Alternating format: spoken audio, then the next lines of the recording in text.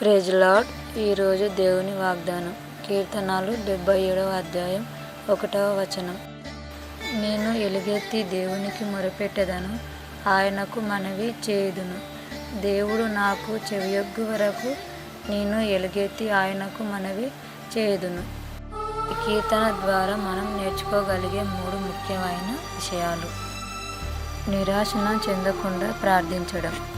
దేవుడు చెవియొగ్గు వరకు అని అనడంలోనే ఆయన సమాధానం ఇచ్చే వరకు వేచి చూస్తే ఓర్పు కనిపిస్తుంది. మనసు విప్పి మాట్లాడటం. ఆసాపు కీర్తనకారుడు తన హృదయంలోని వేదనను దాచుకోకుండా దేవుని దగ్గర ఎలుగెత్తి మొరపెట్టాడు. దేవుని విశ్వసత్యమును గుర్తు చేసుకోవడం. ఈ కీర్తనలో ముందుకు వెళ్తే కీర్తనకారుడు తన ప్రస్తుత సమస్యల కంటే గతంలో దేవుడు చేసిన గొప్ప కార్యాలను, ఉదాహరణకు ఎర్ర సముద్రం చీల్చడం, దాని నుంచి ధైర్యము తెచ్చుకుంటాడు. Praise lord. ఈరోజు చెప్పిన వాగ్దానం మరొకరికి అందాలంటే షేర్ చేయండి.